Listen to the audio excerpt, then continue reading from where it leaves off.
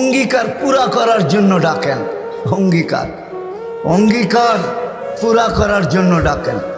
কেননা কিয়ামতের দিন, হায় হায়, আমি তো বলি, জানি না বুঝবেন কি বুঝবেন না, আমি বলি এই উম্মতকে দুনিয়াতে পাঠানেরই কথা ছিল না। কি অনেক কিছু মিলাইলে দেখা যায় আমাদেরকে পাঠানেরই মনে হয় কথা ছিল না। নাহলে এত ছোট জীবন দিবেন কেন? 60-70 বৎসর, কত কাউকে তো হাজারও দিলেন, ঠিক না? আমাদেরকে 60-70 বৎসর দিয়ে কেন পাঠাইলেন? আবার 60-70 বৎসর দেওয়ার পরেও 2 পর্বে আমাদের জীবনটাকে আল্লাহ কমায় দিছেন, লেস করে দিছেন, বাদ দিয়া দিছেন। প্রথম 15 বৎসর হিসাবে আসবে না, যতক্ষণ পর্যন্ত বালেগ না হয়, কলম তার বিরুদ্ধে যায় না, পক্ষে চলতে পারে, বিরুদ্ধে চলবে না, রুফিয়াল কালাম। এইখানে 15 বৎসর বাদ। তারপরে যেটা থাইকা যায় 60 আর 70-এর ভিতর থেকে, যতক্ষণ আমরা ঘুমাই 4-6 ঘন্টা আর 8 ঘন্টা, এটাও কলম উঠানো থাকে, আমাদের বিরুদ্ধে যায় না, এটাও মাপ, এটাও। তাইলে আর থাকলো কি? কোরআন আমাকে বুঝায় এত অল্প সময়ের জন্য কেন পাঠাইলেন। তাহলে কোরআনের ভিতরে ডুব দিলে মনে হয় বুঝে আসে। আল্লাহ মনে করেন যে কেন পাঠাইলাম, কিয়ামতের দিন তোমাদেরকে আমার পক্ষে সাক্ষী হিসাবে আমার পাশে দাঁড় করাবো। শুহাদা আলান নাস, কিয়ামতের দিন এই উম্মত আল্লাহর পাশে সাক্ষী হিসাবে দাঁড় করাবে আল্লাহ। সমস্ত উম্মতের উপরে আমাদেরকে সাক্ষী হিসাবে দাঁড় করাবে আল্লাহর পাশে। ইনশাআল্লাহ এই উম্মত কিয়ামতের মাঠে দাঁড়াবে না, এই উম্মত স্টেজে দাঁড়াবে। স্টেজে আল্লাহর পাশে স্টেজ লাগানো হবে, ওই স্টেজে এই উম্মত দাঁড়াবে। কেননা আসামি আর সাক্ষী এক জায়গায় দাঁড়ায় নাকি? দুইজনের মান একটা, দুইজনের মান ভিন্ন, ঠিক না? আমরা পাশে, না কোরআন বলতেছে শুহাদা আলান নাস ওয়া ইয়াকুনুর রাসূলু শাহীদান আলাইকুম ওয়া তাকুনু শুহাদা আলান নাস। আমরা সাক্ষী।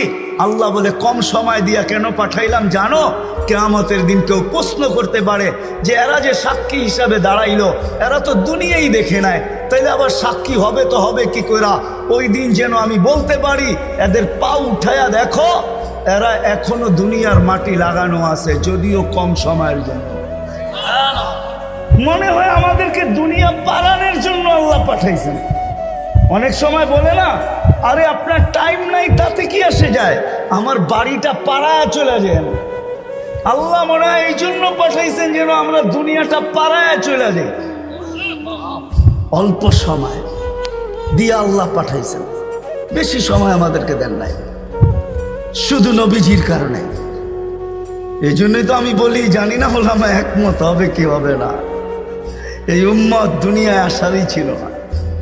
এই উম্মতকে আল্লাহ বাছাই কইরা, প্রথম তো এই উম্মতকে 3 বার আল্লাহ কুদরতি হাত লাগাইছেন এই উম্মতের উপরে। জন্ম লগ্নে একবার খালাকতু বিয়াদিহি, দ্বিতীয়বার কুদরতি হাত লাগাইছেন হুয়াজতাবাকুম, বাছাই লগ্নে দ্বিতীয়বার আমাদেরকে আল্লাহ বাছাই করছেন। বাছাই সমগ্র মানব জাতির ভিতর থেকে আমাকে উঠাইতে উঠাইতে কত কুঠি উঠানের পরে মনে হয় আমি আল্লাহর কুদরতি হাতে আসছি, আর আল্লাহ বলছে যা তোকে উম্মতে মুহাম্মদী বানাই। বাছাই পড়বে তৃতীয় আল্লাহর কুদরতি হাত লাগছে আমাদের উপরে। আল্লাহ আমাদের উপরে চিহ্ন লাগায় দিয়েছেন। চিহ্ন, চিহ্ন বোঝেন, যেন কিয়ামতের দিন হারায় না যায়। আল্লাহ সাহাবা জিজ্ঞাসা করছে, ইয়া রাসূলুল্লাহ, সমগ্র মানব গোষ্ঠী উঠবে, আপনি আমাদেরকে খুঁজে পাবেন কি কইরা? তা আল্লাহ রাসূল হাসতেছিল আর বলতেছিল, চিহ্ন লাগানো আছে, চিহ্ন। কয় সেই চিহ্ন আবার কি? কয় গুররাম মুআজ্জিলিনা মিন আসারিস সুজুদ, তোমাদের নামাজের জায়গা, উজুর জায়গার থেকে নূর ফুটা বাহির হবে, আর কারো বাহির হবে না। আমি নূর দেইকা চিহ্ন, তোমরা আমার, আমি ডাইকা ডাইকা কাছে নি। চিহ্ন লাগায় দিয়েছেন কুদরতি হাত দিয়ে, স্টিকার লাগায় দিয়েছেন কুদরতি হাত দিয়ে। স্টিকার চিনেন? কোম্পানির লেবেল আছে, এই যে লেবেল লাগায় দিছে কোম্পানি। আল্লাহ আমাদের উপরে লেবেল লাগায় দিয়েছেন কুদরতি হাত দিয়া। কুনতুম খায়রা উম্মাহ, এটা লেবেল, এটা স্টিকার, লেবেল লাগায় দিয়েছেন তোমরা খায়রে উম্মাহ। আফসোস কোত্থেকে যেমনি আমি হারায় কত দূর চলে গেছি। প্রথম স্বাধীনতা দিছেন আল্লাহ শিক্ষাগত, দ্বিতীয় স্বাধীনতা দিছেন আল্লাহ পেশাগত, তৃতীয় স্বাধীনতা আল্লাহ দিছেন মত আদর্শগত। স্বাধীনতা যদি না দিতেন সব আল্লাহর, আর আপনি টকশোতে বসে বলবেন আল্লাহর বিরুদ্ধে, আর আপনি চিৎকার দিয়া বলবেন গড ইজ নাথিং। হ্যাঁ, অস্তিত্ব কে দিছে? বাক স্বাধীনতা, যেটা মত আদর্শের স্বাধীনতা দিছে আল্লাহ, এই জন্য কিচ্ছু বলে না, শুধু অপেক্ষা করেন অপেক্ষা। কোরআনও বলে ফান্তাযিরু ইন্নী মাআকুম মিনাল মুনতাযিরিন, আমি অপেক্ষা করতেছি, তোমরা অপেক্ষায় থাকো। আল্লাহ কিসের অপেক্ষা? ইদা জা আজালু, সীমারেখা আসতে দেরি, আখাযনাহু বাগতাতান, তোমাকে আমি ছো মাইরা উঠাইতে দেরি করবো না। লা তুসআলুন্না আনিন নাঈম, তারপরে তোমাকে একটা একটা জিজ্ঞাসা করব, তারপরে দেখি তুমি যাও কোথায়, কোথায় যাবে তুমি। সত্য এটাই, মত আদর্শের স্বাধীনতা, যেটাকে বলে কি বলে মত আদর্শের স্বাধীনতা আল্লাহ দিয়েছেন, আদর্শগত স্বাধীনতা, নাইলে নাস্তিক হওয়ার কোনো প্রশ্ন ছিল না। অস্তিত্ব দিবে আল্লাহ, আপনি বলবেন আল্লাহর বিরুদ্ধে, এটা পসিবল ছিল না, ইম্পসিবল।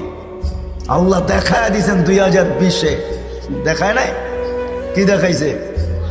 হ্যাঁ, সারা দুনিয়া, যেই দুনিয়া নিজেকে এত শিক্ষিত মনে করে, এত আপডেট মনে করে, এত এডুকেটেড মনে করে, এত উন্নত মনে করে, এত আধুনিক মনে করে, ওই পুরা দুনিয়াকে আল্লাহ লকডাউন লাগাই দিছে।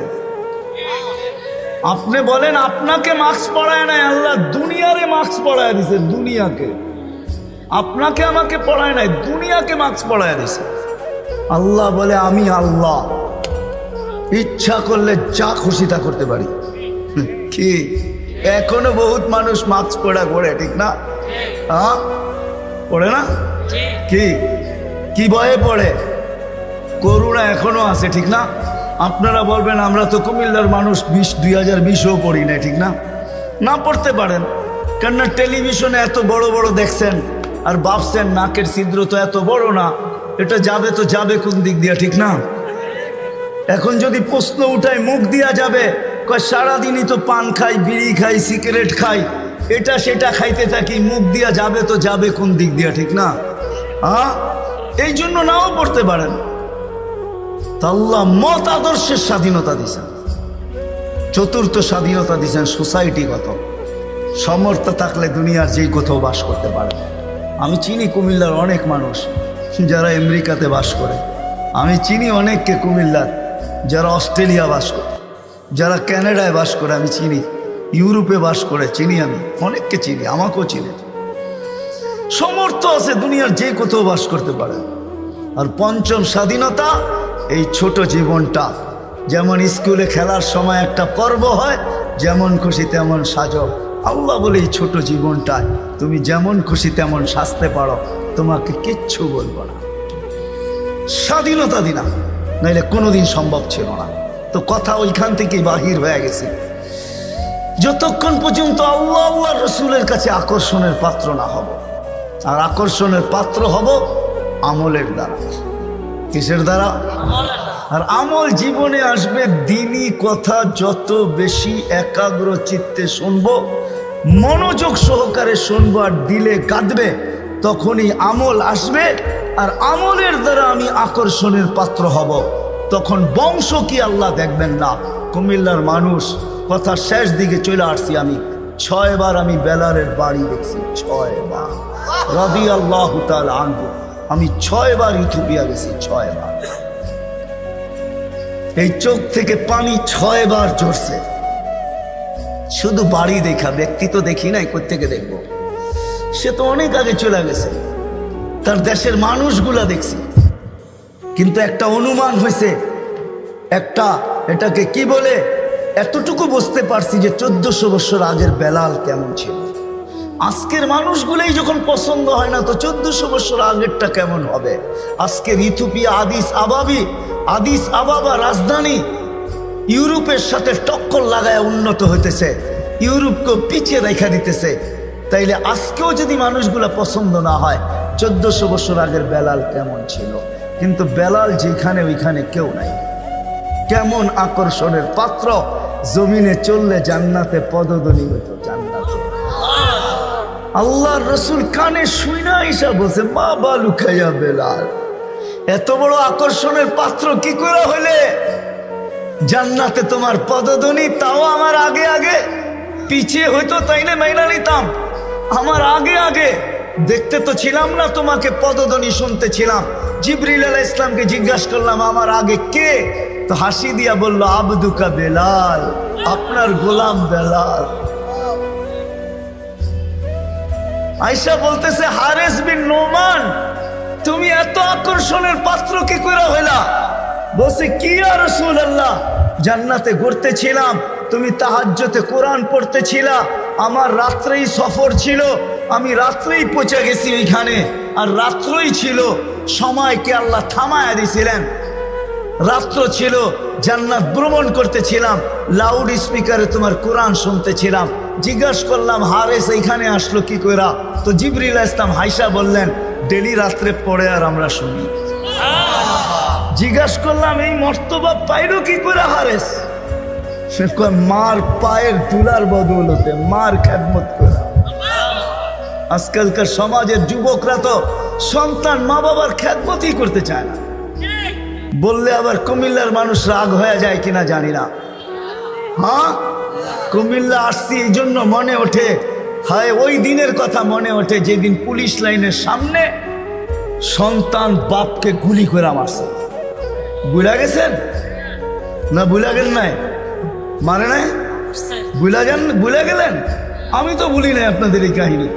কুমিল্লা দিয়ে গেলেই আমার মনের ভিতরে ওঠে যে হায় কোন সমাজে জন্ম নিলাম, কোন দুনিয়াতে আসলাম। আপনাদের এই কুমিল্লা ঘটছে, নেটে সার্চ দেন, দেখেন লেখা আছে, পত্রিকায় উঠছে, মিডিয়ায় আসছে। বাকিগুলা বাদিয়ে দিলাম, ঐশীর কথা বাদিয়ে দিলাম, ঠিক না? ঐশীর কথা বাদিয়ে দিলাম। সন্তান, কোথায় আসলাম আমরা? সন্তান মা বাবাকে গুলি করে, হত্যা করে, হায় হায় হায়। অথচ মার খেদমত করে হারেস বিন নোমান। আরেকটা মনে উঠলো, এই জন্য বলতেছি, মুসা আলাইহিস সালাম আল্লাহকে জিজ্ঞাসা করছে, আল্লাহ আমার জান্নাতের বন্ধু কে? কয় কসাই। আপনি আমার সাথে এমনই করেন, যেটা জিজ্ঞাসা করি সাথে সাথে জবাব দিয়া দেন। আমি আর কসাই মিল হইল কোথায়? আল্লাহ বলে, সিদ্ধান্ত এটাই, ওয়াকাউলুন আল ফাসাল, আমাদের সিদ্ধান্তই সিদ্ধান্ত। আচ্ছা ঠিকানা দেন, যায় দেখি কি আমল করে। তো যায় দেখে, হ্যাঁ কসাই।